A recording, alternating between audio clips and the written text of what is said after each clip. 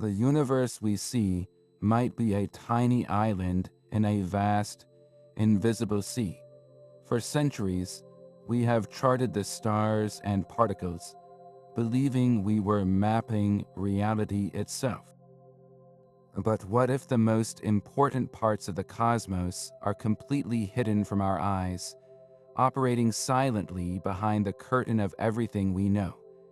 This is the realm of hidden fields, the invisible forces and dimensions that might truly govern the universe from the shadows. By the end of this exploration, you will journey through 30 of the most profound and speculative ideas in modern physics, from confirmed foundations to the edges of imagination. We will ask what gives particles their substance, what force is ripping space apart, and if empty space is truly empty, what concept of a hidden reality feels the most intriguing to you? Our journey begins with the one hidden field we know for certain exists. It is an invisible ocean of energy that saturates every cubic inch of the cosmos, from the heart of a star to the empty void between galaxies. This is the Higgs field, and its purpose is utterly fundamental. It gives particles their mass. Without it, the universe would be a formless, chaotic blur. Electrons, quarks, and all the building blocks of matter would zip around at the speed of light, never clumping together to form atoms, planets, or people. So how does this work? Picture space not as a blank stage, but as a thick, sticky syrup. As fundamental particles move through this universal syrup, they interact with the Higgs field. Some particles, like photons, which are particles of light, slip through without any drag at all. They remain massless. Others, like the quarks that make up protons and neutrons, get bogged down. This resistance, this interaction, is what we experience as mass. The more a particle interacts with the field, the heavier it is. The proof came in a monumental discovery at the Large Hadron Collider at CERN in 2012. Scientists there spent years smashing protons together at nearly the speed of light, recreating conditions a fraction of a second after the Big Bang. They were hunting for a ripple in the Higgs field, a telltale particle that would confirm the field's existence. And they found it, the Higgs boson. Think of the field as a calm lake. The Higgs boson is like a splash in that lake, a brief, excited disturbance that proves the water is really there. Its detection was a triumph, the final piece of the standard model of particle physics, our most successful map of the fundamental forces and particles. Yet, for all its importance, the Higgs field raises profound new questions. Why does it have the strength it does? Is it truly fundamental, or could it be composed of something even more mysterious? The cornerstone of our visible reality rests upon this first, confirmed hidden field, a silent architect shaping the substance of everything we are. Yet the Higgs field is not alone. It is merely one actor in a far grander cosmic play. If we pull back the curtain further, we find that every single particle in the universe is not a tiny, solid ball, but a vibration. It is a ripple on the surface of its own invisible, eternal ocean. This is the startling revelation of quantum field theory. The universe is not built from particles floating in empty space. It is built from fields. There is an electron field stretching everywhere. Where that field is excited, like a plucked guitar string, we detect what we call an electron. There is a photon field. A ripple in that field is a particle of light. For every type of particle you can name, from the quarks inside an atom to the elusive neutrinos streaming from the sun, there exists a corresponding, all-pervading quantum field. Picture a perfectly calm pond on a windless day. The water is the field itself, a continuous, silent presence. Now drop a single pebble. a circular ripple expands from the point of impact. That ripple is a particle. Its energy and motion are the particle's mass and momentum. Drop two pebbles, and the ripples will meet, interact, and create complex new patterns. This is how particles collide and transform in giant accelerators. Our entire reality is this bubbling, seething sea of interacting fields. The empty space around you is not empty at all. It is a simmering broth where these fields constantly flicker with tiny, fleeting ripples, a quantum foam of potential particles popping in and out of existence. What we perceive as solid matter is just the most stable, persistent excitation in this endless cosmic symphony. So when you touch a table, you are not touching solid stuff. You are feeling the repulsive force between the electron fields in your hand and the electron fields in the table, a whisper of interaction between two invisible oceans. This shifts our entire perspective. The fundamental stuff of the cosmos is not the particles, but the fields they disturb. But if fields are the true fabric of reality, one stands accused of the most dramatic act in cosmic history. It is a field so powerful it could stretch the infant universe from smaller than a proton to a size larger than the observable cosmos, all in less than a blink of an eye. This is the inflatoned field, the hypothetical engine of cosmic inflation. To understand why physicists needed such a radical idea, we must look at two deep mysteries in our universe. First, the cosmic microwave background, the faint afterglow of the Big Bang, is incredibly smooth. No matter which direction we look, its temperature is almost exactly the same. But in the standard Big Bang model, there was not enough time for light or heat to travel across the vast distances to even out these temperatures.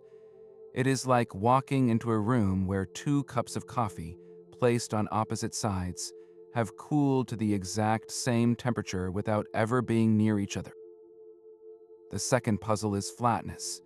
The geometry of our universe on the largest scales appears to be perfectly flat, like a vast, endless sheet. For that to be true, the density of the universe at its birth had to be fine-tuned to an unimaginably precise degree, like balancing a pencil on its tip for billions of years. Cosmic inflation solves both puzzles with one elegant, breathtaking mechanism. Picture the newborn universe, a seething, ultra-hot speck. A new field, the inflatoned field, comes to dominate. Unlike the Higgs field, which gives mass, the inflatoned field possessed a strange, repulsive gravity. It acted like an anti-gravity force, causing space itself to expand at an exponential, faster-than-light rate. In an almost incomprehensibly short time, a tiny, homogeneous patch of that early universe was stretched to become everything we can see. Any wrinkles or temperature differences were ironed out, explaining the smooth cosmic microwave background. And like stretching a crumpled balloon, this violent expansion forced the geometry of the universe toward perfect flatness. Then, as abruptly as it began, the inflatoned field decayed. Its immense potential energy did not vanish. Instead, it transformed, flooding the newly stretched space with a hot soup of particles and radiation, igniting the conventional Big Bang fireball we often talk about. In this view, the Big Bang was not the beginning, but the aftermath.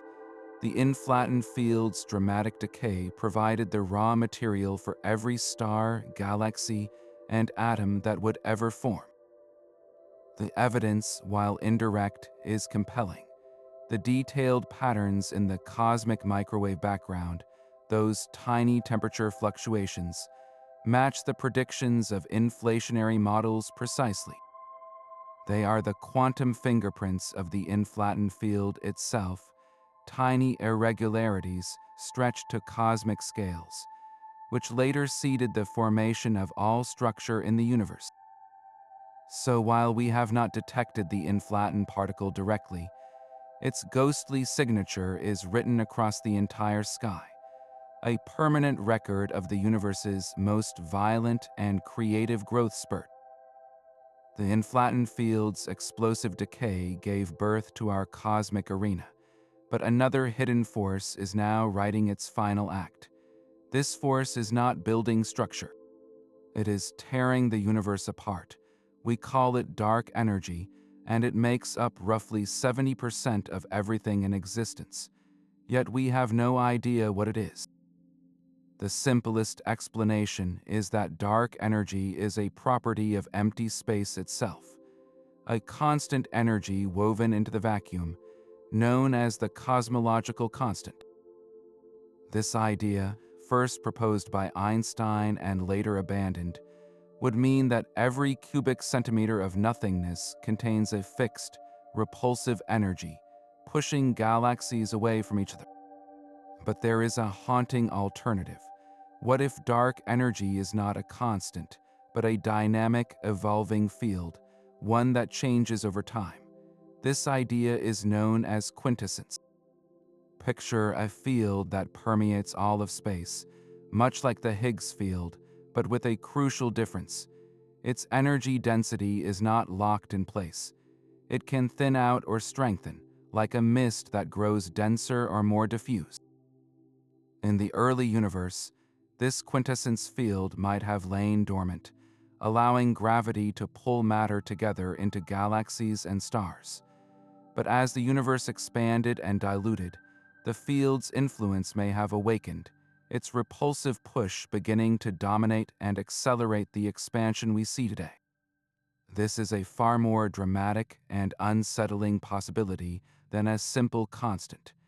It suggests the force accelerating the cosmos could be evolving, perhaps even decaying or transforming in the future. The evidence so far is frustratingly ambiguous. We observe distant supernova and see that the expansion is accelerating, but our measurements are not yet precise enough to tell if the acceleration rate is truly constant or subtly changing, which would be a fingerprint of a dynamic field like quintessence. Imagine watching a car on a highway begin to speed up. With a cosmological constant, the accelerator is pressed to a fixed position, and the car's speed increases at a steady, predictable rate. With quintessence, the driver's foot is still on the pedal, but they might be pressing harder or letting up slightly over immense stretches of time. Our telescopes are trying to detect that tiny, cosmic change in pressure across billions of years. The implications are profound. If dark energy is quintessence, the ultimate fate of the cosmos becomes unpredictable. The acceleration could continue forever, leading to a cold, lonely end where galaxies vanish over the cosmic horizon. Or the field could decay, allowing gravity to possibly regain control in a distant future we cannot foresee. We are left watching the galaxies flee, driven by a hidden field whose true nature remains one of the greatest puzzles in all of science. While dark energy pushes the cosmos apart on the grandest scales, another hidden field might be holding it together in the shadows. This is the action field, a hypothetical solution to one of particle physics' most elegant puzzles. Within the core of every atom, protons and neutrons are built from smaller particles called quarks, bound together by the strong nuclear force. This force is incredibly powerful, yet it exhibits a curious symmetry. The equations that describe it should allow for a certain kind of asymmetry, a difference in how particles behave if you swap left for right and matter for antimatter. This is known as the strong CP problem. We expect to see this asymmetry in nature, affecting the behavior of neutrons, but despite our most sensitive searches, it is completely absent. The symmetry is perfect, as if a hidden hand has tuned a fundamental dial in the universe to zero. Why? The action field offers a beautiful and compelling answer. It proposes a new light field that permeates all of space, much like the Higgs field. This field naturally wants to settle into its lowest energy state, and in doing so, it automatically cancels out that troublesome asymmetry, forcing the strong forces dial to zero. It is as if the universe has a self-correcting mechanism, a cosmic gyroscope that keeps this fundamental force perfectly balanced. But the action field would not just solve a theoretical puzzle. Its existence would have a staggering cosmic consequence. As this field stabilized in the early universe, it would have generated waves, and those waves would have condensed into particles. These particles are actions. They would be incredibly light, billions of times lighter than an electron, and they would barely interact with normal matter or light. This makes them a perfect candidate for the mysterious substance known as dark matter, the invisible glue that holds galaxies together with its gravity. Unlike the hypothetical heavy WIMPs, or weakly interacting massive particles, actions would be fuzzy dark matter. Their quantum wave-like nature would be spread out over vast distances, potentially on the scale of a small galaxy. This fuzziness could explain puzzling observations at the cores of galaxies, where dark matter seems less clumpy than some models predict. So how do we hunt for a particle that is essentially a whisper in the cosmic static? One leading experiment is called a DMX, the Action Dark Matter E experiment. It operates on a brilliant principle. If actions permeate our galaxy, they should very, very rarely interact with a strong magnetic field. When they do, they could convert into a faint microwave photon. The ADMX detector is essentially the most sensitive radio receiver ever built, housed in a massive superconducting magnet, cooled to near absolute zero. It is designed to listen for one specific, ultra-weak frequency among the noise of the universe, tuning its search like a cosmic dial. The apparatus is a masterpiece of precision, with layers of shielding to block out any stray radiation, its heart a resonant cavity where the magic of conversion could happen. It is a search for a ghost, requiring patience that spans decades, as scientists scan through millions of possible frequencies one by one. Finding the action would be a double revelation, solving a deep mystery in the heart of the atom while finally illuminating the dark matter that shapes the cosmos. It is a search for a single, quiet note in the universe's background hum, a note that could rewrite our understanding of both the very small and the very large. The hunt for dark energy forces physicists to think like detectives, crafting suspects that can explain the evidence while evading direct detection. One such suspect is astonishingly clever. It is called the chameleon field, a hypothetical entity that hides in plain sight by changing its very nature depending on where it is. This is not a constant force like the cosmological constant, nor a slowly evolving one like quintessence. It is a shape-shifter. The core idea is that the strength of this field's influence depends on the density of matter around it. In the near-perfect vacuum of intergalactic space, where matter is thinly spread, the chameleon field would be strong and long-range. Its repulsive energy would push space apart, driving the accelerated expansion we attribute to dark energy. But here is the trick. In regions dense with matter, like our solar system or a laboratory on Earth, the field would become incredibly weak and short-ranged. It would effectively hide, screening its effects from our most sensitive instruments. Imagine a cosmic chameleon. In the empty blackness between galaxies, it flares with vibrant color, exerting its force. But the moment it slinks into the crowded environment of a galaxy, it instantly camouflages itself, blending into the background so perfectly we cannot spot it. This behavior solves a major puzzle. If dark energy is a universal field with enough strength to rip apart the cosmos, why do not we feel its effects locally? Why does it not overwhelm the gravity holding our solar system together or alter the precise orbits of planets? A constant field should be detectable everywhere. The chameleon field, however, would be suppressed in our matter-rich neighborhood. Its effects would be negligible next to a planet or a star, allowing gravity to rule locally, while it dominates the vast, empty deserts between galactic clusters. Proving this theory is a monumental experimental challenge. It requires designing tests sensitive enough to detect a force that actively avoids being found. Some experiments use incredibly precise atomic measurements or delicate torsion balances, devices that measure tiny twists from unseen forces, all housed in vacuum chambers to mimic the low-density environments where the field might reveal itself. They are searching for a whisper that fades the moment matter crowds in. The chameleon field represents a new kind of thinking in cosmology, where the hidden rules of the universe are not fixed, but contextual. The very fabric of reality might behave differently in a deep void than it does here at home. A disquieting idea that suggests the laws we measure so carefully are only a local ordinance, not the universal constitution. The chameleon field is not the only shape-shifter hiding in the cosmic background.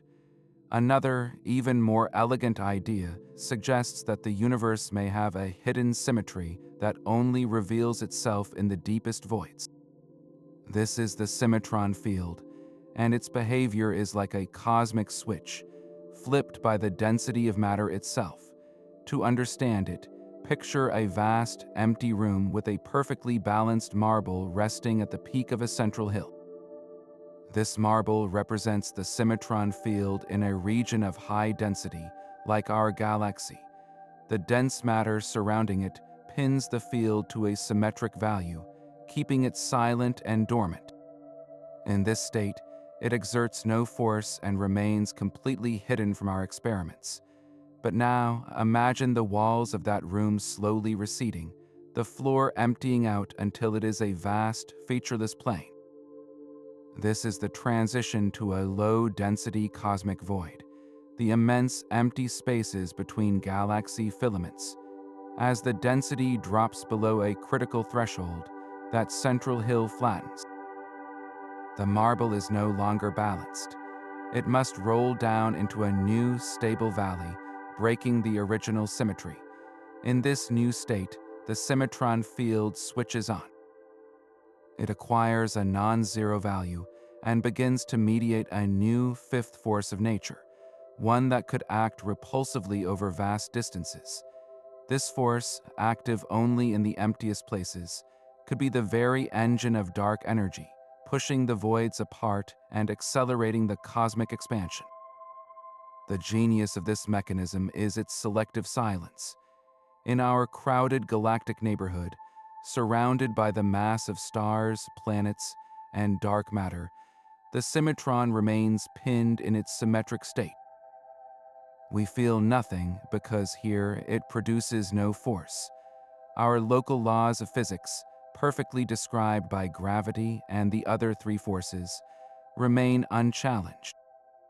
Only when we look out to the desolate frontiers, to the billion light-year wide voids where galaxies are mere specks, does the field awaken. It is a force that literally cannot exist where we are, explaining perfectly why our most sensitive lab equipment has never detected its presence.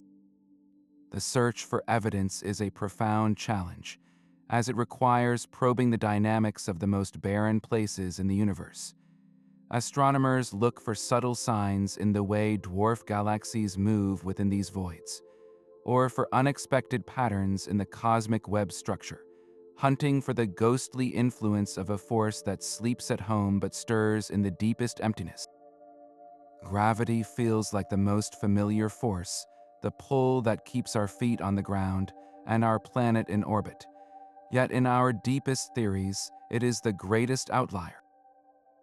For over a century, Einstein's theory of general relativity has described gravity not as a force, but as the curvature of spacetime itself. A massive object like the sun warps the fabric of reality around it, and Earth simply follows the curves in that fabric, like a marble rolling along a curved surface. This picture is breathtakingly accurate, predicting everything from the bending of starlight to the existence of black holes, but it presents a profound puzzle. In this view, gravity is geometry, not a force carried by a particle. This creates a fundamental clash with quantum mechanics, the wildly successful rules that govern the atomic and subatomic world. In the quantum realm, all forces are transmitted by particles. The electromagnetic force is carried by photons. The strong nuclear force is carried by gluons. So what carries gravity? To unify the cosmos, physicists believe gravity must have a quantum particle of its own, an excitation in a gravitational field. They call this hypothetical particle the graviton. Think of spacetime not as a static stage, but as a dynamic, elastic field, much like the electron or Higgs field. When this gravitational field is calm and flat, we perceive empty space. But when mass or energy is present, it excites the field, creating ripples. A planet creates a deep, persistent dimple. Two black holes colliding send powerful waves radiating outward, distortions we have now detected as gravitational waves. And on the smallest scales, the quantum jitters of the field would manifest as gravitons. These would be massless particles, like photons, traveling at the speed of light. They would be the messengers of the gravitational interaction, exchanged between objects to convey the pull we feel.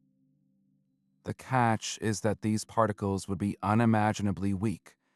A single graviton's effect is so tiny that detecting one directly with any conceivable technology is likely impossible.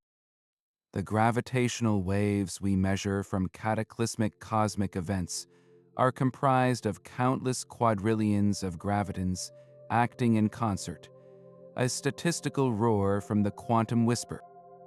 This quest to find the graviton is really the quest for a theory of quantum gravity, a single framework that marries the vast cosmic scale of general relativity with the bizarre probabilistic world of the quantum.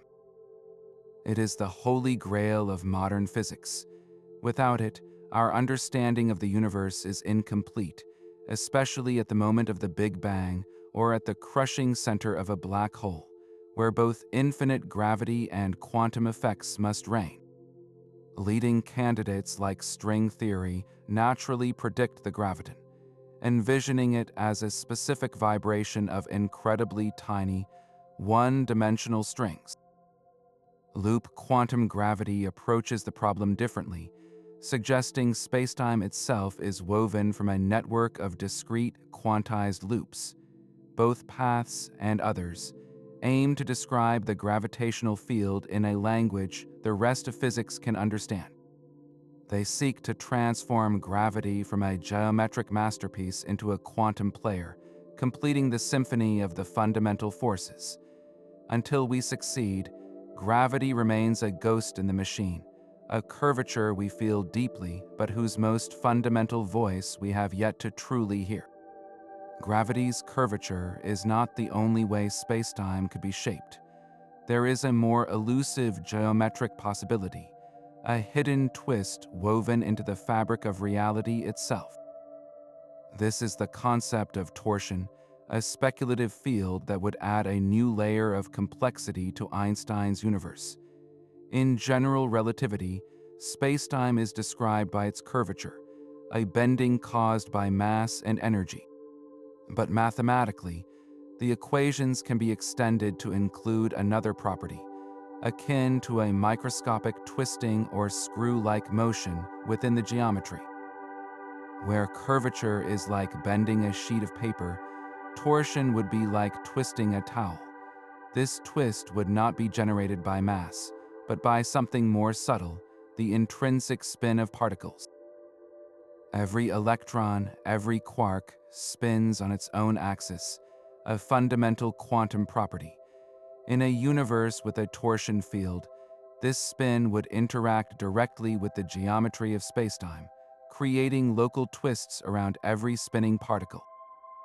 It would be a hidden dialogue between the quantum world and the cosmos, where the rotation of the smallest things leaves an imprint on the fabric of the largest. Some unified theories, like Einstein-Cartan theory, seriously incorporate torsion as a way to more elegantly marry gravity with quantum mechanics. In these models, torsion remains incredibly weak and short-ranged, its effects vanishingly small except in the most extreme environments, like the first moments of the Big Bang or the core of a spinning neutron star. Yet the idea has also spiraled into far more speculative territory. A handful of fringe theories propose that if consciousness or biological processes involve coordinated quantum spins within the brain, they might interact with a universal torsion field. This is presented as a mechanism for telepathy, psychokinesis, or a life force, suggesting our minds could subtly twist the geometry of reality. It is crucial to separate the rigorous mathematical extension from these sensational claims. Mainstream physics finds no evidence for such macroscopic mental effects, and the torsion described in credible theories operates at scales and strengths utterly disconnected from the messy, warm world of biology. The torsion field, whether as a serious geometric component or a fringe concept, represents a fascinating what-if. It asks if we have only described half of spacetime's personality, seeing its bends but missing its intrinsic spin. Could the universe possess a hidden-handedness, a subtle chiral twist that influences everything from the formation of galaxies to the behavior of fundamental particles? For now, it remains a ghost in the equations, a twist in the tale of gravity we have yet to confirm or dismiss. From the twisting geometry of spacetime, we venture into a radically different kind of hidden field, one that proposes a memory woven into the fabric of life itself. This is the morphic field, a concept that steps firmly into controversial territory. Proposed by biologist Rupert Sheldrake, it suggests that beyond the known laws of physics and chemistry, there exists a non-physical, informational field that guides the development, form, and behavior of living systems. Imagine a blueprint, but not one made of paper or code. It is a pattern of habit, a field of influence that shapes how a rose grows its petals, how a spider instinctively weaves its web, or how a flock of birds turns in perfect unison. Sheldrake calls this process morphic resonance, where the established patterns of past organisms influence the development of present ones through these fields. It is an idea that seeks to explain the mysteries of morphogenesis, how a single fertilized egg unfolds into a complex organism with precise structures, and the nature of instinct, those inherited behaviors not easily explained by genes alone. In this view, when a new crystal form is created in a lab, or a species learns a new trick, it becomes easier for others to follow suit because the morphic field for that pattern has been strengthened. It is a theory of a learning, evolving universe at the level of form and habit. It is crucial to note that mainstream science has largely rejected the morphic field hypothesis. Critics argue it is untestable in a rigorous scientific framework, that it invokes a vague, non-material causality that cannot be measured, and that established genetics and biochemistry already provide powerful explanations for development and behavior. For most scientists, it remains an intriguing but unsupported speculation. Yet, despite this rejection, the idea has found a lasting home in alternative thought and holistic philosophies. It resonates with those who feel that reductionist science misses the interconnected wholeness of nature, offering a poetic vision of a universe with a kind of inherent memory and purpose. Whether a profound insight into a hidden layer of reality or a compelling metaphor that stepped beyond science, the morphic field challenges us to ask where form comes from, and if the universe might just remember how to be alive.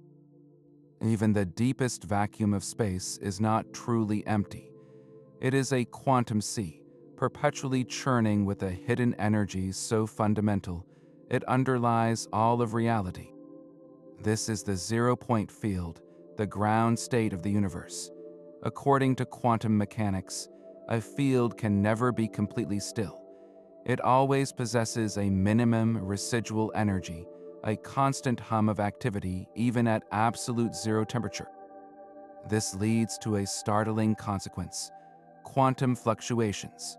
Across the fabric of spacetime, pairs of virtual particles and their antiparticles spontaneously wink into existence, borrowing energy from the vacuum for an incredibly brief moment before annihilating each other and vanishing back into the quantum foam.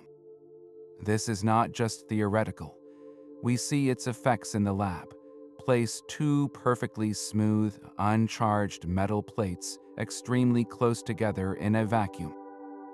Normally, the zero-point fluctuations outside the plates would be stronger than those in the narrow gap between them.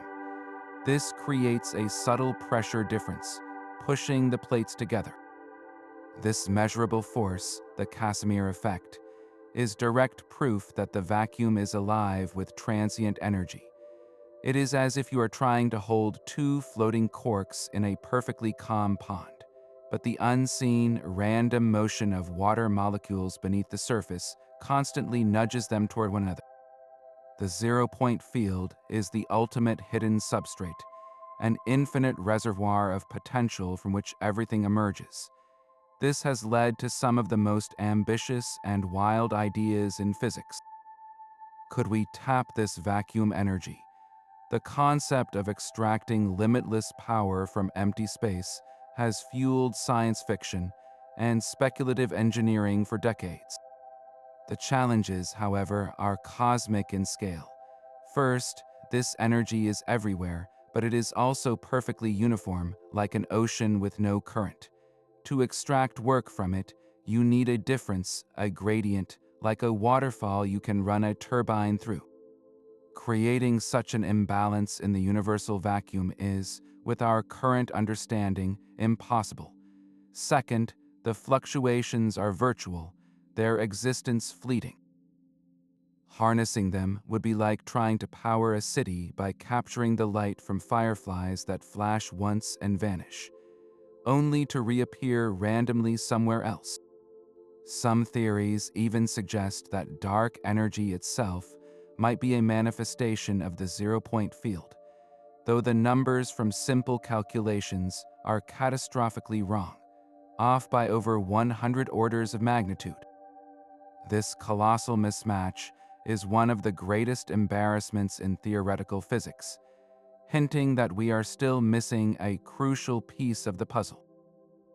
The zero-point field remains the ultimate paradox, a proven foundation of quantum reality that whispers of infinite power just beyond our grasp, a reminder that the void itself is the most active field of all. The quantum foam of the zero-point field hints at a seething, chaotic foundation. But what if, at the very bottom, reality is not chaotic at all? It might be perfectly orderly, a hidden architecture of breathtaking precision. Some physicists propose that spacetime itself is not a smooth, continuous fabric, but a crystalline lattice, a grid of unimaginably tiny points existing at the smallest possible scale, the Planck length. This is the idea of a crystalline spacetime field, a discrete geometry woven into the cosmos. At a scale 20 orders of magnitude smaller than a proton, the smooth curves of Einstein's relativity would dissolve into a fine-grained structure, like a digital photograph revealing its blocky pixels when zoomed in beyond all reason. This hidden lattice could be the key to uniting gravity with quantum mechanics, providing a natural cutoff that prevents the infinite, nonsensical answers that plague theories of quantum gravity. In this view, the graviton would not be a ripple on a smooth pond, but a vibration propagating through this cosmic crystal, its behavior dictated by the lattice's fundamental spacing. The implications are profound, and they might be detectable. If spacetime has a crystalline structure, then it could behave like any other crystal in nature. Different wavelengths of light, which are photons of different energies, might interact slightly differently with this lattice as they travel across billions of light years. A high-energy gamma-ray photon could experience a minuscule delay compared to a low-energy radio wave, simply because its smaller wavelength probes the granularity of spacetime more directly. It is like sound traveling through air, where different pitches move at the same speed, versus sound traveling through a solid material, where dispersion can occur. Scientists are actively hunting for this signature by observing violent cosmic events like gamma-ray bursts. These explosions unleash a torrent of photons across the entire electromagnetic spectrum, all born at the same instant. By the time they reach our telescopes after a journey spanning the cosmos, do the highest energy photons arrive a fraction of a second later than their lower energy siblings. Any such lag, after accounting for all other known effects, would be the smoking gun for a grainy universe. Finding it would mean that the vast, seamless stage upon which the cosmic drama plays out is an illusion, a shadow cast by a hidden crystal of reality, its geometry finally revealing itself in the staggered light from a dying star. This hidden crystal of spacetime suggests a universe built from something deeper than matter or energy. Information itself might be the fundamental substance of reality. This is the core idea of the information field, a radical proposition that the cosmos is not made of stuff, but of bits. In this view, every particle, every force, every event is a piece of data. The universe is not a physical machine. It is a cosmic computer running an unimaginably complex program. Physical laws are not fundamental truths etched in the cosmos. They are the emergent software, the algorithms that arise from the processing of this underlying information. This perspective, sometimes called digital physics or it from bit, invites us to see a star not as a ball of plasma, but as a dense cluster of information, its gravity and light as data streams interacting with the rest of the cosmic network. The chair you are sitting on is not solid wood, but a stable, persistent pattern of information, a consensus reality rendered by the universal processor for you to experience. How could this possibly work? One profound clue comes from black holes. When matter falls into a black hole, it seems to vanish forever, destroying all information about its constituent particles, which violates a sacred principle of quantum mechanics. However, theoretical work by physicists like Jacob Bekenstein and Stephen Hawking revealed something astonishing. The maximum amount of information a region of space can contain is not proportional to its volume, but to the area of its boundary. It is as if all the data describing everything inside a box is painted on its two-dimensional surface. This is the holographic principle. A three-dimensional universe, with all its rich depth and complexity, could be a holographic projection from a two-dimensional information field on its cosmic horizon. Imagine watching a three-dimensional movie. The experience is immersive, but all the data for that experience is encoded on a flat, two-dimensional film or digital file. Our universe might operate on a similar, unimaginably vast scale. The information field would be the master substrate, the cosmic hard drive, and the physical reality we perceive is the projection, the rendered output. This does not mean life is a simulation in the way a science fiction movie portrays it. It means the very concepts of space, time, and particles are secondary, emergent properties of a deeper informational reality. If this is true, then the search for a theory of everything is not a search for the ultimate particle or field, but for the ultimate code, the programming language of existence. We are left wondering if the universe is, at its heart, a computation in progress, and if so, what is it calculating?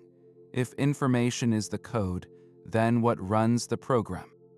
A startling answer comes from an ancient idea reborn in modern physics, the theory of panpsychism. It proposes that consciousness itself is not an accidental byproduct of complex brains, but a fundamental field of the universe, as basic as space, time, and matter. In this view, the spark of experience is not created, it is combined. Every particle, every atom, possesses a minuscule degree of raw, subjective feeling, an inner dim glow of awareness. An electron would have a whisper of experience, unfathomably simple and alien, but real. A rock, a planet, a star all contain this field, this inner aspect, integrated into their physical structure.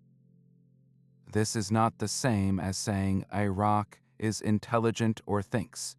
It means the fundamental ingredients of consciousness are woven into the fabric of reality from the start. So how does the rich, vivid world of human thought emerge from these tiny sparks? The answer lies in combination and complexity. When particles combine into atoms, and atoms into molecules, their individual conscious fields integrate.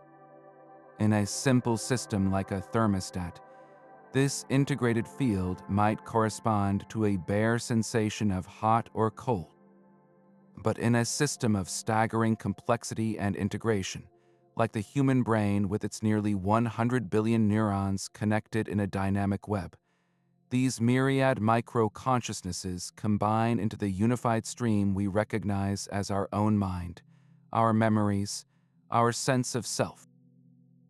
Think of it like sound.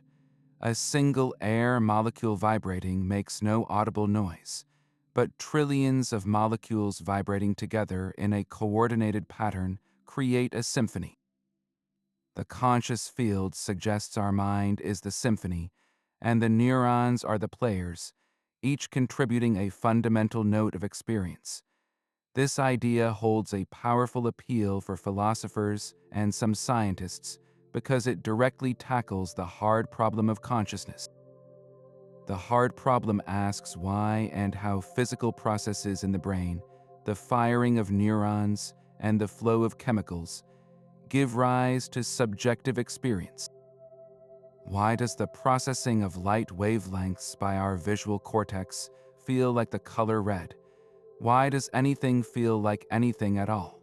Materialist science can describe the machinery of the brain in exquisite detail, but it struggles to explain the inner movie. Panpsychism offers a radical solution. It says the feeling was there all along, as a property of the physical world. The brain does not generate consciousness from nothing. It organizes and amplifies a field that is already everywhere.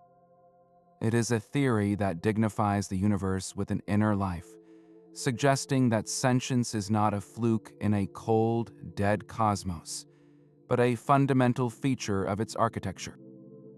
While it remains highly speculative and far from mainstream acceptance, it forces a profound question: is the cosmos aware of itself, through us, and perhaps in ways we cannot yet comprehend?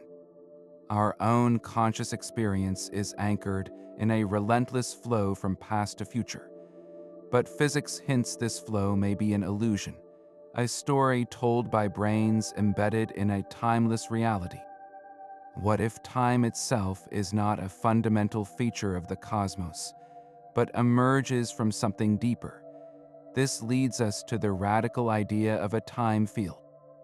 In our everyday world, time is a river, carrying us from one moment to the next. Yet in Einstein's universe, time is woven together with space into a single, unchanging four-dimensional fabric called spacetime. This is the block universe, a cosmic loaf where every event, from the Big Bang to the last flicker of the last star, exists eternally, frozen in its place. Your birth, your first step, your reading of this sentence, all are equally real, just at different coordinates in the block. In this view, the past is not gone, and the future is not unwritten. They are simply elsewhere in the geometry. So why do we experience a flowing present? Some physicists propose that our perception of time's arrow, its one-way direction, arises from the evolution of a hidden field. Think of this field not as marking seconds, but as tracking a kind of cosmic order. At the moment of the Big Bang, the universe was in a state of incredibly low entropy, which is a measure of disorder. Since then, the universe has been evolving toward higher entropy, like a drop of ink spreading through a glass of water. This increase in disorder gives us a clear direction, from ordered past to disordered future. Our brains, as physical systems, are caught in this entropic current. Our memories are records of past states of lower entropy, and our anticipation is a projection of future higher entropy. In this framework, the time field would be the underlying substrate that tracks this universal progression from order to chaos. Its changing value is what we perceive as the passage of time. It is not that time flows, but that the universe's state changes, and we are part of that change, narrating it as a journey from yesterday to tomorrow. Picture the block universe again, that four-dimensional loaf. A time field would be like a scent diffusing through the bread, marking a direction. The bread itself is static, but as you move along the path of the scent, you experience a sequence, a story. Our consciousness might be following that scent, moment by moment, constructing the vivid illusion of a moving now from a static landscape. This suggests that if we could somehow step outside the universe, we would see all of history laid out at once, a frozen sculpture. But from within, we are travelers reading the story one page at a time, guided by the silent, evolving whisper of a field that makes eternity feel like a journey. Einstein spent the last 30 years of his life searching for a single, elegant equation that could unify all the forces of nature. He dreamed of a theory that would weave together his own masterpiece, gravity, with the electromagnetic force, revealing them as different faces of one fundamental reality. He called this the quest for a unified field theory, and it remains the holy grail of physics. Today, that dream has evolved into our most ambitious mathematical frameworks, like string theory and its extension, M-theory. These are not just theories of particles, but theories of everything. They propose a breathtakingly simple core idea that at the most fundamental level, there are no particles at all. Instead, there are unimaginably tiny vibrating strings. Each type of vibration corresponds to a different particle, like notes on a guitar string. One specific vibration is an electron, another is a quark, and crucially, another is the graviton. In this one elegant stroke, gravity is brought into the quantum fold, not as an outsider, but as another note in the symphony. But for this mathematical harmony to work, the strings cannot vibrate in our familiar 3 dimensions of space and one of time. They require extra dimensions, curled up into shapes so small we could never perceive them directly. These are Calabi-Yau manifolds, intricate, multi-dimensional geometric forms with 6 or 7 compact dimensions. The specific way these extra dimensions are folded determines the properties of the particles and forces we observe in our 4-dimensional world. The mass of an electron, the strength of gravity, every constant in nature would be a consequence of the geometry of this hidden space. M-theory takes this even further, suggesting there are not just strings, but also higher dimensional membranes, or branes, floating in an 11-dimensional reality. Our entire universe could be a 3-dimensional brane existing within this grander cosmos. The elegance is profound, a vision of ultimate unity where all of reality emerges from the resonant hum of these fundamental strings in a hidden geometric landscape. Yet, for all its mathematical beauty, there is a stark and sobering challenge. So far, string theory and M-theory have made no testable predictions that can be verified in a laboratory. The energy scales required to see a string or probe, the extra dimensions, are billions of times beyond what our most powerful particle colliders can reach. We are like creatures living on the surface of a pond, trying to deduce the existence of quantum mechanics from the patterns of ripples, with no way to dive beneath. The theory exists in a realm of sublime mathematics, awaiting a bridge to the physical world. The search for that bridge continues in the precise measurements of particle collisions, in the study of the early universe, and in the relentless human drive to see the hidden pattern behind the tapestry. It is the dream of a single equation, a cosmic chord from which all of existence resonates. The elegance of string theory's hidden dimensions exists in the realm of pure mathematics, but one theory dares to suggest a simpler, more tangible reality beneath quantum mechanics. It is called the pilot wave theory, and it restores a classical sense of order to the quantum realm by introducing a hidden guiding hand. In the standard Copenhagen interpretation, particles like electrons do not have definite positions until they are observed. They exist as probability clouds, described by a wave function that collapses into a specific point only when measured. This leads to the famous weirdness of the double-slit experiment, where a single electron seems to pass through both slits at once, interfering with itself like a wave. The pilot wave theory, developed by Louis de Broglie and later David Bohm, rejects this inherent uncertainty. It proposes that particles are real, tiny objects with precise positions and trajectories at all times.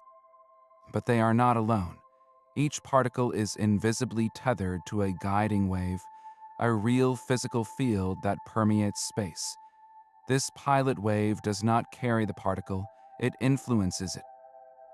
Imagine a tiny surfer, a definite speck of matter, riding on a vast, invisible wave. The surfer does not control the wave controls the surfer. The shape of the wave, determined by the quantum wave function, dictates every twist and turn of the particle's path. In the double-slit experiment, the electron particle itself goes through only one slit, like a single surfer choosing a channel. But its guiding wave passes through both slits, creating an interference pattern on the far side. The surfer electron, pushed by this rippling pilot wave, is steered to a specific point on the detector that aligns with the bright bands of the interference pattern. The outcome is statistically identical to standard quantum mechanics, but the story is completely different. There is no collapse of the wave function, no magical effect of observation. The particle and its guiding wave are both real, and the universe remains deterministic, with every motion caused by the precise state of the hidden field. This idea is profoundly comforting to some, as it banishes quantum spookiness and restores a clockwork universe, albeit one with an invisible clockmaker. Yet it comes at a cost. The pilot wave must be non-local, instantaneously updating everywhere to guide distant particles. This means it violates the spirit, though not the letter, of Einstein's relativity, where no information can travel faster than light. For many physicists, this spooky action at a distance, embedded in the guiding field, is a heavier price to pay than the probabilistic weirdness of the standard model. The pilot wave field remains a fascinating alternative, a hidden layer of reality that whispers of definite paths in a universe we are told is fundamentally uncertain. Our universe has a cosmic speed limit, the speed of light. But what if some things were born breaking that law? This is the strange world of tachyons, hypothetical particles that exist only in a state of perpetual superluminal motion. They are not just fast, they are fundamentally incapable of slowing down to the speed of light or below. In the framework of quantum fields, these would be excitations in a tachyon field, a field with a bizarre and unsettling property, imaginary mass. In our everyday physics, mass is a positive number, a measure of inertia. An object with imaginary mass is not just strange, it flips the rules of motion on their head. For a tachyon, as it loses energy, it actually speeds up, approaching infinite velocity as its energy approaches zero. To give it more energy would slow it down, pushing it toward the unattainable light speed barrier from above. This leads to even more mind-bending consequences. Because of how relativity links speed, time, and causality, a particle moving faster than light in one reference frame could appear to be moving backwards in time in another. A tachyon signal could be received before it is sent, opening the door to paradoxes, like sending a message to your own past to prevent the message from being sent in the first place. This violation of causality, where effect precedes cause, is a primary reason most physicists view tachyons as mathematical curiosities rather than real entities. They are seen as a sign that a theory has entered an unstable, unphysical regime. Yet, the idea persists in the imagination and in some speculative corners of physics. Could they be hiding in plain sight, undetectable because their interactions with our slower-than-light world are vanishingly weak? Some have even proposed that the inflationary expansion of the universe was triggered by a tachyon field rolling to a stable state, its imaginary phase giving way to the real particles we know. For now, tachyons remain ghosts in the equations, a reminder that the laws we hold as universal might have secret doors. Even if those doors lead to realms of paradox and chaos, we may never be meant to enter. Magnetic fields thread through the cosmos, from the planets in our solar system to the vast disks of spiral galaxies. But their origin is a profound mystery. Where did these immense, organized forces come from? One compelling answer lies in the universe's infancy, in a hidden relic known as the primordial magnetic field. This is the idea that a faint, all-pervading magnetic field was imprinted on the cosmos in its first fleeting moments, a cosmic seed from which all later magnetism grew. To understand why we need such a seed, consider the problem. Magnetic fields in galaxies are incredibly coherent, spanning tens of thousands of light years. They are not random. They exhibit large-scale order, often aligned with a galaxy's spiral arms. According to conventional astrophysics, these fields should be generated by a dynamo effect, where the rotation of ionized gas in a galaxy amplifies a tiny initial magnetic field. But that begs the question, where did that initial tiny field come from? It is the cosmic version of asking which came first, the chicken or the egg. You need a seed field to amplify a larger field. But what planted the seed? A primordial magnetic field, woven into the fabric of the universe during inflation or the hot Big Bang, provides that essential starting point. This field would have been unimaginably weak, a ghost of a force, but it would have been everywhere. As the universe expanded and cooled, and matter began to clump into the first structures, this faint background magnetism would have been pulled along with the gas. Wherever gas collapsed to form a galaxy, this seed field would have been compressed and stretched, providing the perfect starter ingredient for the galactic dynamo to amplify into the powerful fields we observe today. The search for this primordial field is a hunt for a whisper from the dawn of time.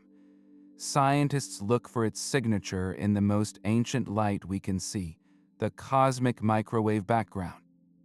Specifically, they study its polarization, the specific direction in which the light waves vibrate. A primordial magnetic field, present when this light was released, would have left a unique, twisted fingerprint on this polarization, a pattern known as B-mode polarization. Distinguishing this signal from other sources, like the gravitational waves from inflation or interference from dust in our own galaxy, is one of the most delicate challenges in modern cosmology. Experiments like the Simons Observatory and future space telescopes are designed with this precise goal, scanning the sky with unprecedented sensitivity. Finding that twisted pattern would be a direct window into the universe's first trillionth of a second, revealing a hidden force that has quietly shaped the magnetic architecture of every galaxy for billions of years. These ghostly particles are born from one of the most prolific cosmic engines in existence. The neutrino field is a fundamental quantum field, just like the electron field, but its excitations are profoundly elusive. This hidden field constantly vibrates, generating a ceaseless flood of neutrinos that saturate the cosmos. They are produced in staggering numbers by nuclear fusion in the hearts of stars, by the violent deaths of supernova, and by radioactive decay right here on Earth. Every second, trillions of these particles pass straight through your body without a single interaction, a silent rain from the sun and distant galaxies. They are called ghost particles for this very reason. Their connection to normal matter is vanishingly weak. For decades, we believed they were completely massless, traveling at the speed of light. But then, a discovery shook the foundations of particle physics. Neutrinos oscillate, they change their identity, morphing between three different types or flavors as they travel. This remarkable transformation is only possible if they have mass. A massless particle, like a photon, is locked into its identity it cannot change. The fact that neutrinos oscillate proves they possess a tiny but real amount of mass. This finding was monumental, earning the Nobel Prize, and it immediately created one of the most pressing mysteries in science. Where does this minuscule mass come from? In the Standard Model, particles get their mass from interacting with the Higgs field, but the neutrino's interaction with the Higgs is either incredibly feeble or non-existent in the traditional way. Its mass is millions of times smaller than the electrons. This suggests their mass might arise from a completely different, hidden mechanism. One leading theory is that neutrinos are their own antiparticles, a class known as Majorana particles. If true, their tiny mass could be generated not by the Higgs field directly, but by coupling to an entirely new, heavy field that exists at an energy scale far beyond our current colliders. This seesaw mechanism, as it is called, would elegantly explain why neutrinos are so impossibly light compared to everything else. Imagine a playground seesaw with a heavy weight on one end and a feather on the other. The heavy weight, representing a new ultra-massive field, pushes its end down to the ground. The feather, our familiar neutrino, is lifted high into the air, its effective mass becoming almost nothing. The neutrino field, therefore, might be whispering secrets about realms of physics we cannot yet directly probe, its faint mass a clue to forces and fields operating at energies we can only dream of reaching. It is a hidden river flowing through the universe, carrying with it the story of stellar furnaces and perhaps the signature of a grander, hidden architecture. While the Higgs field stands as the confirmed architect of mass, it was not the only blueprint on the drawing board. For decades, a rival and radically different idea captivated physicists, a scheme known as Technicolor. This theory proposed that mass does not come from a simple, all-pervading syrup, but from a cosmic dance of entirely new, powerful forces. Imagine if the strong nuclear force, which glues quarks together inside protons, was not alone. What if there existed a whole family of similar, ultra-strong forces, operating at a much higher energy? In the Technicolor model, these new force fields would act like a hyper-charged version of the strong force. Just as quarks are bound together by the exchange of gluons, creating composite particles like protons with mass, fundamental particles like electrons, and quarks themselves would be bound together by the exchange of new Technicolor force carriers. Their mass would not be granted by a passive field, but dynamically generated through this relentless, powerful interaction. It would be the difference between a marble sinking in syrup and a complex gyroscope whose spin creates its own apparent weight. The elegance was profound. It eliminated the need for a fundamental Higgs field altogether, painting a universe where all mass emerges from pure interaction. For a time, Technicolor was a leading contender, a beautiful and compelling alternative. Its downfall came with a specific prediction. If mass was generated this way, through new strong forces, then the universe should be teeming with a whole zoo of new, heavy composite particles, similar to how the strong force gives us not just protons, but a whole spectrum of hadrons. Experiments at the Large Hadron Collider were designed to find these predicted partners, but they did not appear. Instead, in 2012, the collider found the solitary Higgs boson, the clear signature of a simple, fundamental field. The discovery was a triumph for the Standard Model and, for most physicists, the end of Technicolor as a viable explanation for mass. Yet, the idea has not vanished. It remains a brilliant piece of theoretical architecture, a testament to the creativity required to solve nature's deepest puzzles. It lives on in modified forms, sometimes invoked in more complex models that go beyond the Standard Model, and it stands as a permanent reminder that our confirmed reality was once just one possibility among many, a single path taken in a forest of fascinating what-ifs. The universe should not exist. In the fiery forge of the Big Bang, energy should have condensed into perfectly equal amounts of matter and its mirror opposite, antimatter. For every quark created, an antiquark should have been born. For every electron, a positron. And when matter meets antimatter, they annihilate in a flash of pure energy, leaving nothing behind. If the cosmos had played fair, every particle should have found its twin and vanished, resulting in a vast, eternal void of light and radiation. Yet here we are, made of stars, planets, and people. We are the evidence of a cosmic crime, a tiny but decisive theft in the first moments of time. Something tipped the scales, creating one extra particle of matter for every billion annihilations. That one in a billion residue is everything we see. The question is, what was the thief? Physicists call this the problem of baryon asymmetry, and the prime suspect is a hidden field that briefly rewrote the rules. In the 1960s, Russian physicist Andrei Sakharov outlined 3 conditions needed for matter to win. The universe had to be out of thermal equilibrium. It had to allow processes that violate the conservation of baryon number, and crucially, it had to violate both charge and parity symmetry, known as CP violation. This last condition is the key. CP symmetry means the laws of physics should work the same for a particle and its mirror image antiparticle. If you film a particle interaction and then swap every particle for its antiparticle and view it in a mirror, the movie should look identical. But what if it does not?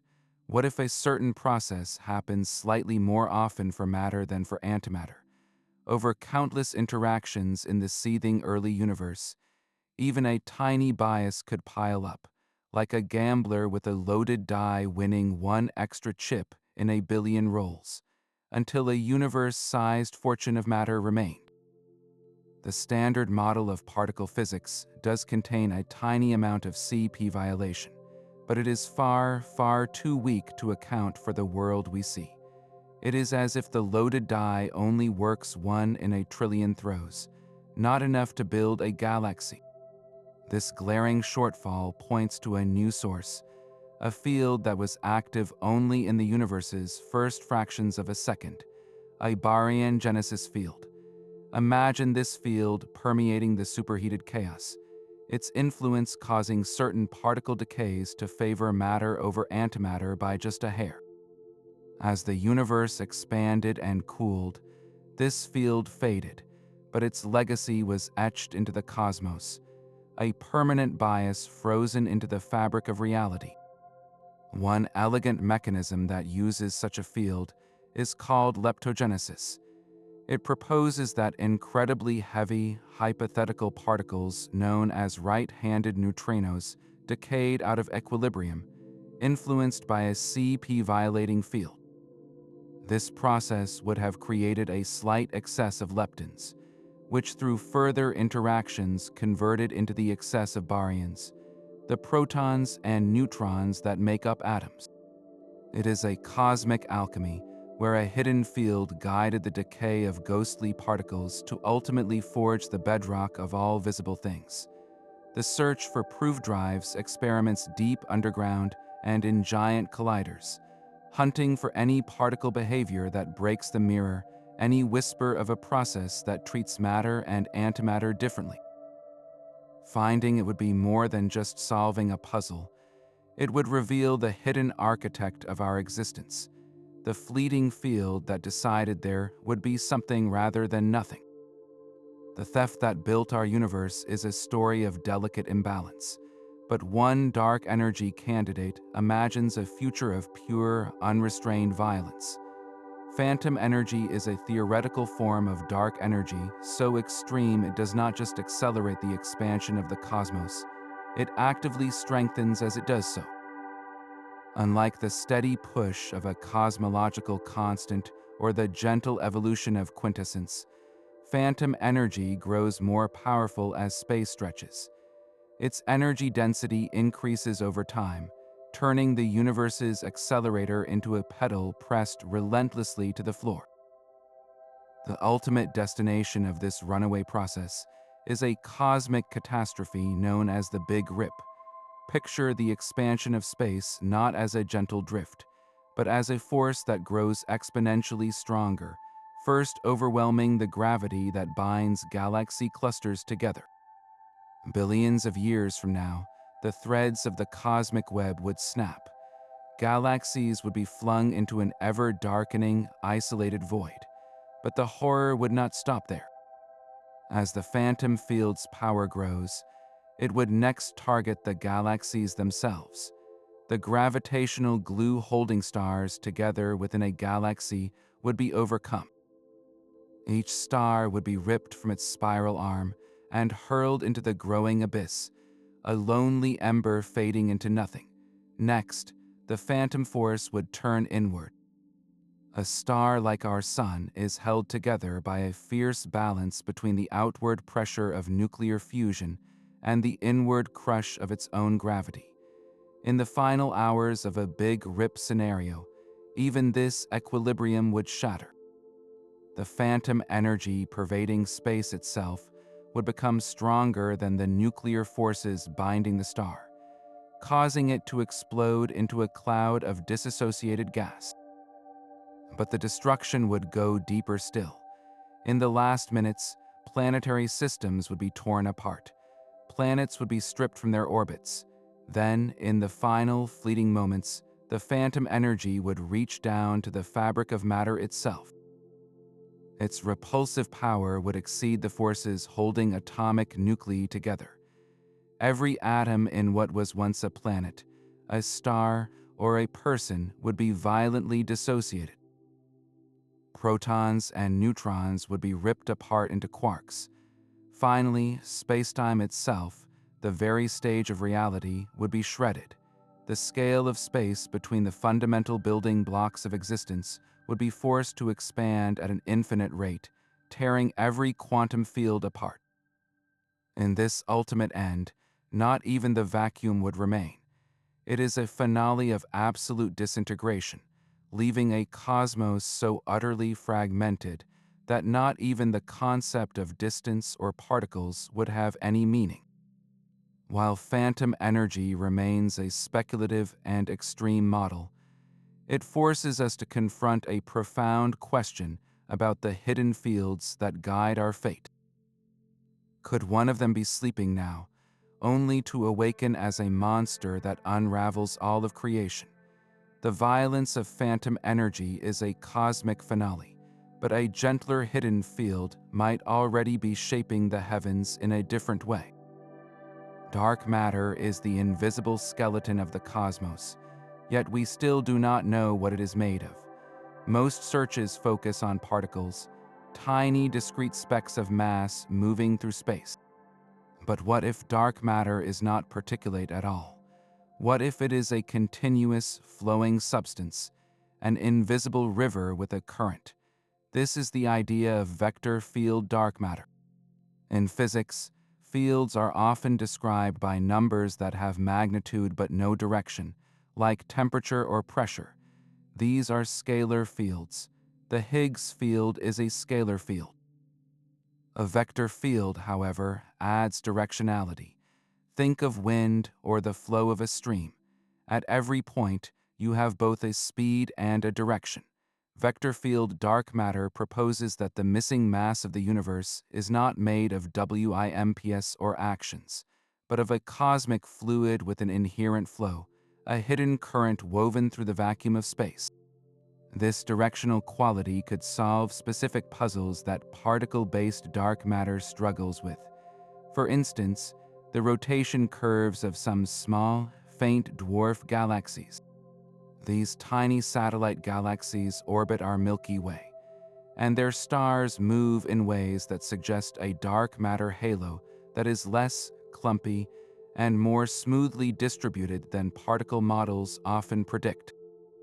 A flowing vector field could naturally create this smoother, more coherent gravitational influence. Imagine a galaxy not sitting in a static cloud of dark matter particles, but rather embedded in a vast, slow-moving dark matter stream. This stream would exert a gravitational pull, but its directional flow would also impart a subtle, organizing force on the ordinary matter within the galaxy, potentially explaining the precise alignment of certain galactic disks or the peculiar motions of stars within galactic halos.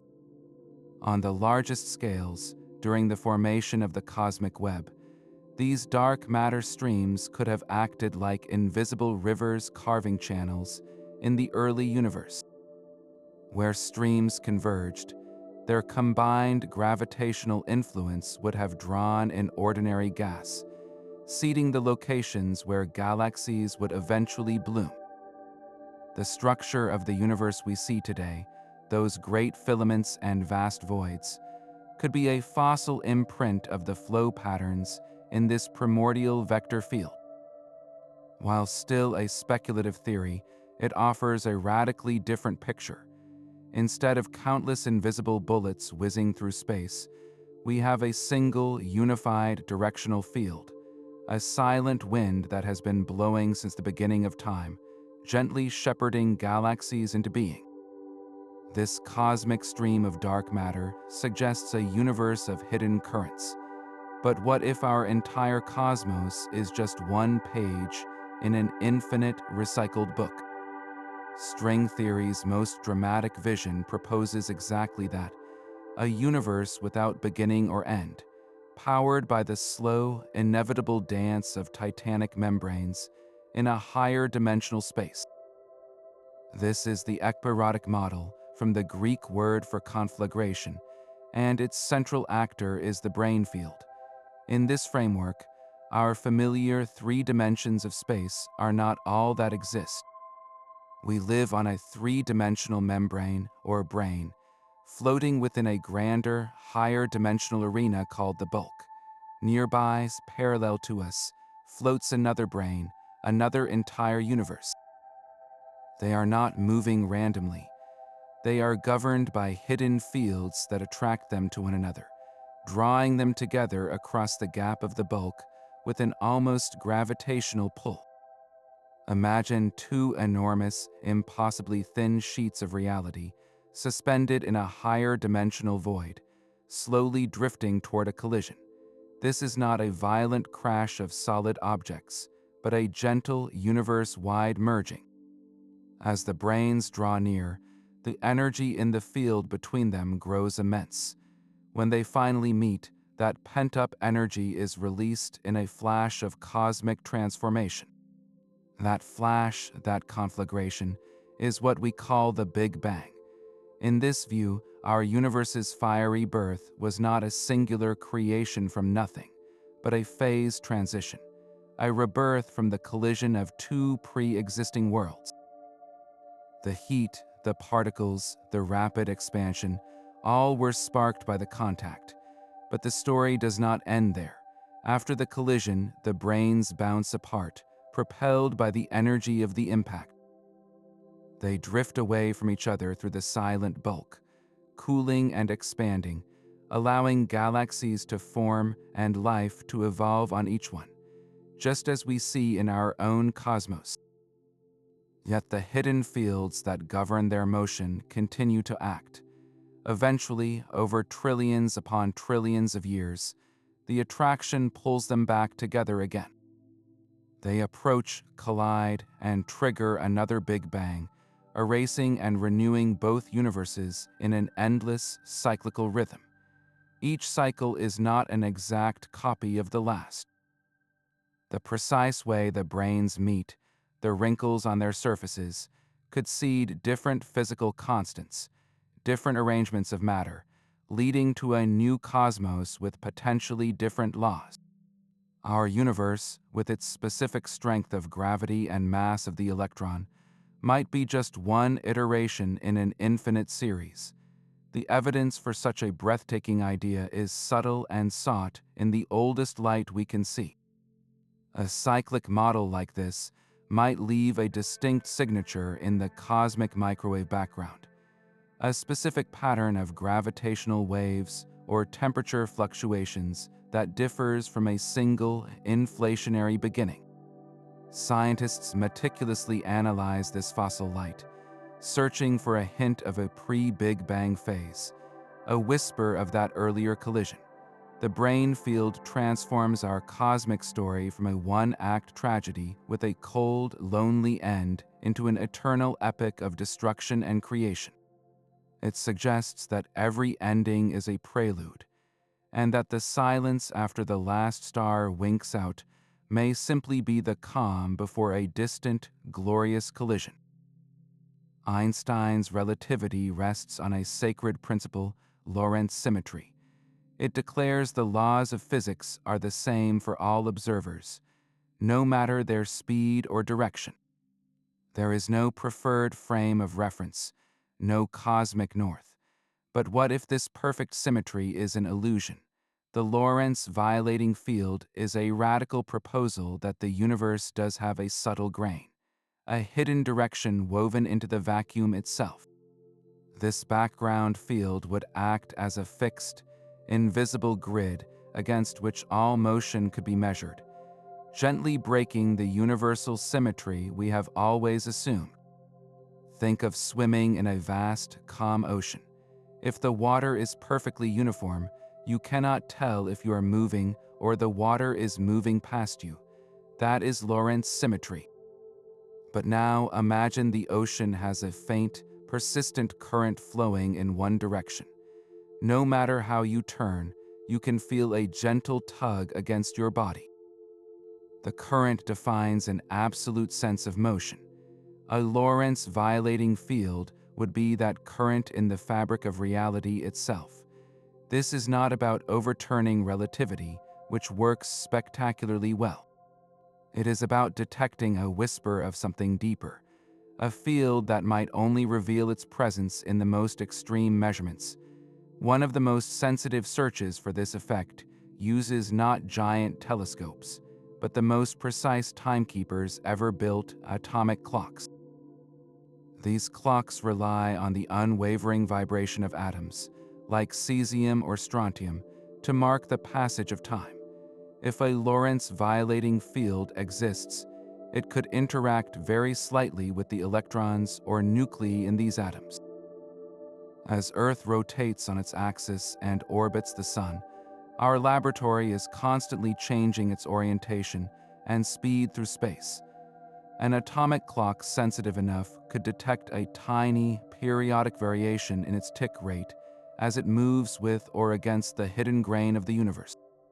It would be like a finely tuned metronome that speeds up imperceptibly when aligned with the cosmic current and slows when turned against it. Scientists have performed these experiments, comparing clocks oriented in different directions or comparing clocks on Earth to those on satellites. So far, no definitive signal has been found, placing incredibly tight constraints on any such field. But the hunt extends far beyond our planet. Another powerful probe looks to the most violent explosions in the universe, gamma-ray bursts. These cataclysms unleash photons of wildly different energies all at once. According to standard relativity, all these photons, from low-energy radio waves to ultra-high-energy gamma rays, should travel at exactly the same speed, the speed of light, and arrive at our telescopes simultaneously after a journey of billions of years. A Lorentz violating field could change that. If spacetime has a hidden grain, higher energy photons might interact with it differently, experiencing a minuscule delay. It would be as if the cosmic current creates a tiny bit more drag for the most energetic ripples. By meticulously timing the arrival of photons from a single gamma ray burst across different frequencies, astronomers search for this lag. A consistent delay for the highest energy photons would be a stunning signature, a fingerprint of a direction in the void. Finding it would mean that the stage of reality itself is not perfectly smooth and uniform. It would have a texture, a subtle bias that has been there since the beginning, waiting for our instruments to become precise enough to feel its gentle, universe-wide tug. The idea of a universal grain suggests a cosmos with hidden structure, but one theory proposes that life itself weaves a similar pattern right here at home. This is the life field, a speculative extension of the Gaia hypothesis that imagines our planet not just as a rock with life on it, but as a single, living, breathing entity. The original Gaia hypothesis, proposed by scientist James Lovelock, saw Earth as a complex, self-regulating system where the biosphere, atmosphere, oceans, and geology interact to maintain conditions suitable for life. The temperature, the oxygen content of the air, the salinity of the oceans, all seem to be held in a delicate, dynamic balance by the activities of living organisms themselves. It is a view of the planet as a superorganism. Some interpretations take this a step further, proposing that this planetary scale regulation might be mediated by a hidden field, an informational or energetic network that connects all living things and the Earth systems they inhabit. This would not be a mystical life force, but a physical, though subtle, field emerging from the sheer complexity and interconnectivity of biological and geological processes. Picture a vast, invisible neural network. Each forest, each ocean current, each microbial mat is like a neuron. The chemical signals they release, the electrical potentials in plant roots, the rhythmic cycles of predator and prey, even the weathering of rocks by lichen, all act as pulses of information. This life field would be the medium through which these pulses communicate, allowing the global system to sense and respond, to maintain homeostasis. For example, when carbon dioxide levels rise and temperatures threaten to climb, the field, in this view, might not consciously decide to act, but the interconnected system it facilitates could respond in coordinated ways. Plant growth could accelerate to draw down more carbon, cloud formation patterns could shift to reflect more sunlight, or oceanic algae blooms could expand, all acting as a planetary thermostat. The field would be the emergent pattern of this constant, planet-wide conversation. It is a vision of profound symbiosis, where the air you breathe and the ground beneath your feet are not separate from the web of life, but active participants in it, linked by a silent, humming field of connection. This challenges our deepest assumptions about individuality and separation, suggesting that every breath we take is part of a planetary respiration, and every action ripples through a hidden network that sustains the whole.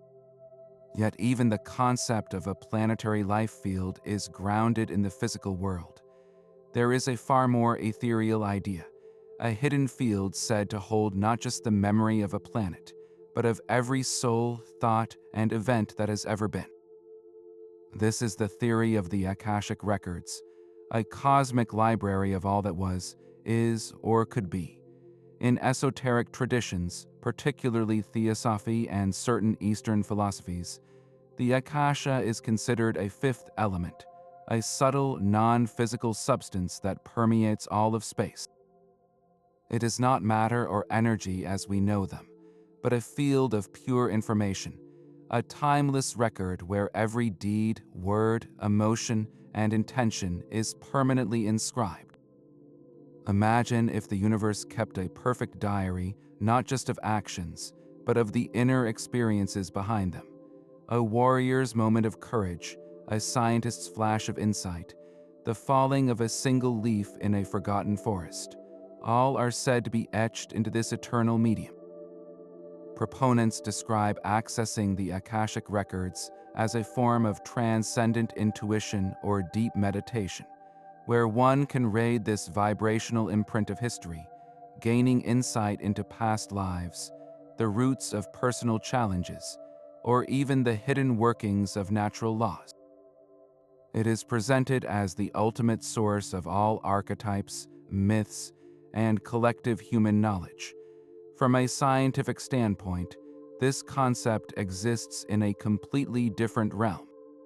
There is no empirical evidence for a non-physical information field that stores subjective experience, and no proposed mechanism for how such a field would interact with the physical brain to allow reading. It falls outside the boundaries of testable hypothesis, residing in the domain of mysticism and personal belief.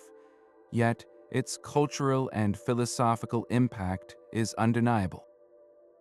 The idea of a universal memory resonates deeply with the human longing for connection, meaning, and permanence. It mirrors, in a spiritual language, some of the most ambitious ideas in theoretical physics, like the holographic principle where information is preserved on a boundary, or the block universe where all of time exists at once. While the Akashic Records are not a scientific theory, they represent a profound human question. Is the universe forgetful, or does it remember everything? Whether metaphor or metaphysical reality, the concept challenges us to consider the weight of a moment, and the haunting possibility that nothing, not even a fleeting thought, is ever truly lost. Our universe feels stable, permanent, the only reality possible. But physics whispers a terrifying alternative, We might be living on borrowed time in a cosmic state of profound delusion. This is the theory of the false vacuum, and it hinges on the idea that the vacuum of space, the very ground state of all quantum fields, is not truly stable. It is a local valley of calm in a much grander, unseen energy landscape. Picture a vast, rolling hill under a thick morning fog. Our entire cosmos exists in one small, sheltered depression on that hillside. We call this the false vacuum. It feels stable to us because it is the lowest point we have ever known. But somewhere out there in the fog, obscured from our view, lies a far deeper valley, a true vacuum state with an energy level much lower than our own. The problem is one of quantum instability. Even in what seems like perfect stillness, quantum fields are never truly at rest. They flicker and fluctuate.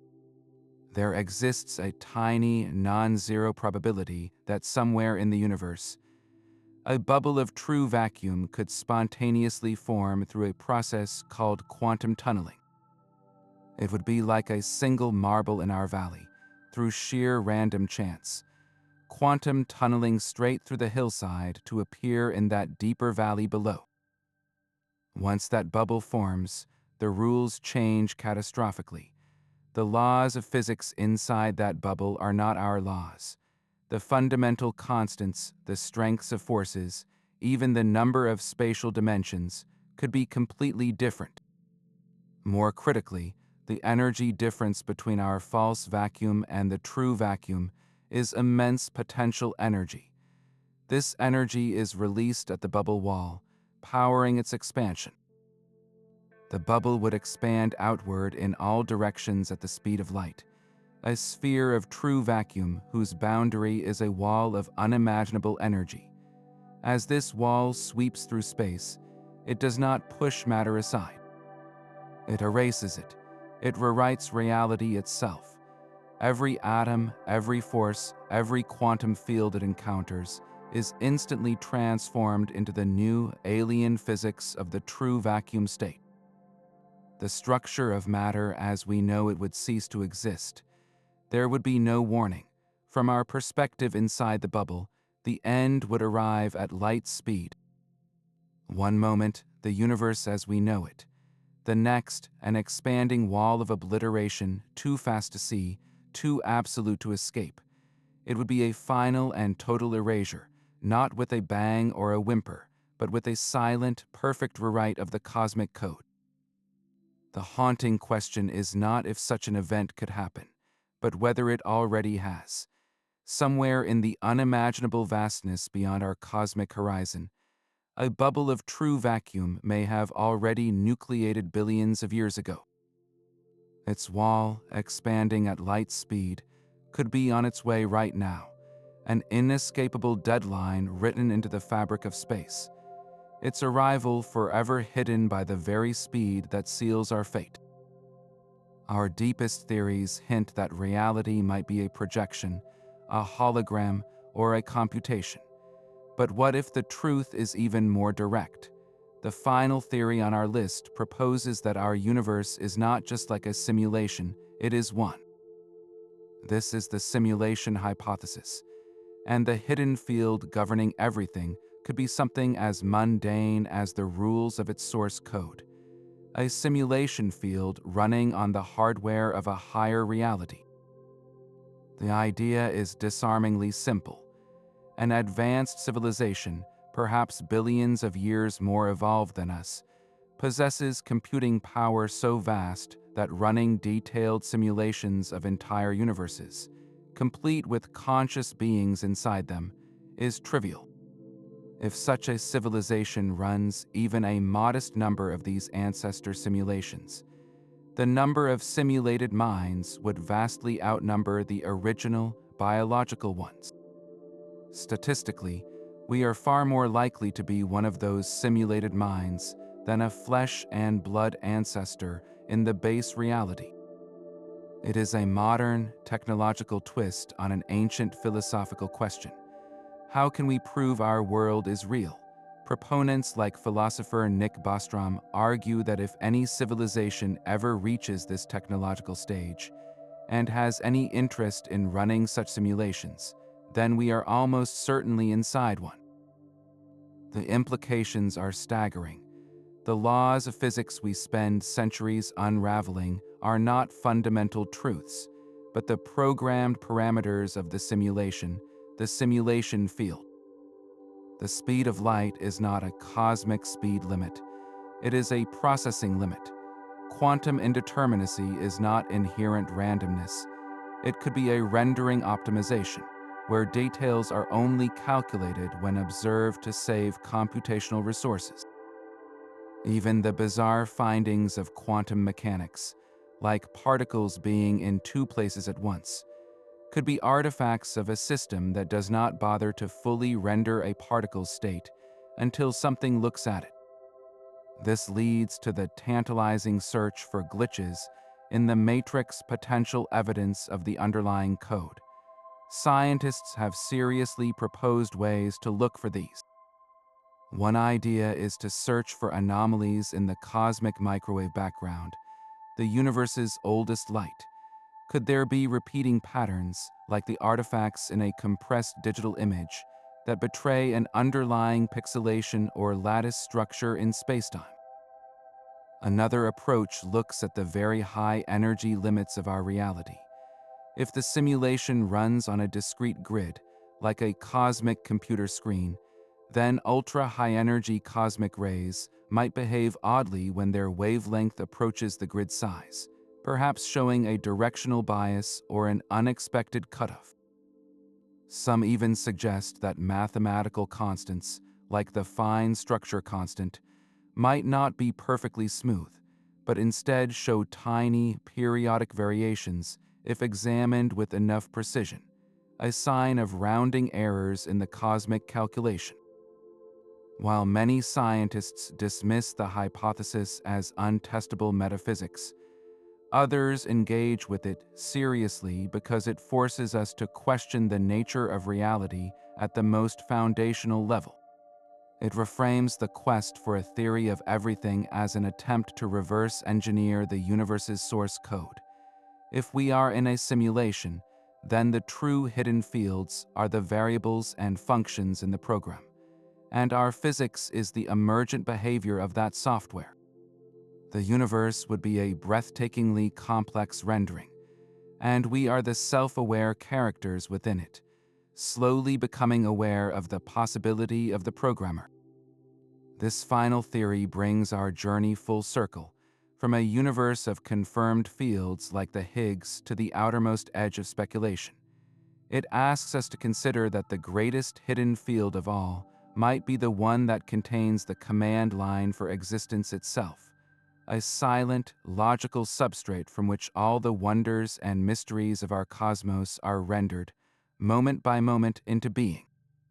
From the confirmed syrup of the Higgs field to the speculative whispers of a cosmic simulation, this journey has spanned the architecture of reality itself. We have navigated invisible oceans that grant mass, fields that stretch space and tear it apart, and hidden currents that might guide dark matter or even consciousness. We have stood at the edge of creation with the inflaton, peered into the abyss of a false vacuum decay, and wondered if our universe is but one page in an infinite, cyclic book written by colliding brains. Each theory, from the rigorously tested to the wildly speculative, represents a profound human impulse to look beyond the visible and ask what truly orchestrates the cosmos. These ideas are not just abstract equations. They are stories we tell about existence, pushing the very boundaries of what we can comprehend. They remind us that our universe is far stranger and more wondrous than it appears, governed by layers of hidden activity we are only beginning to sense. Now, the question turns to you. Which of these 30 hidden fields resonates most deeply? Does the elegant solution of the action field captivate you, or the terrifying finality of phantom energy? Perhaps the timeless mystery of dark energy or the revolutionary idea of a conscious universe leaves you pondering long after this video ends. Share your thoughts in the comments below. Let us build a lively discussion about the universe's deepest secrets. If this exploration sparked your curiosity, be sure to like this video and subscribe for more journeys to the edge of understanding. The greatest discoveries often begin not with an answer, but with a question whispered into the vast, hidden dark.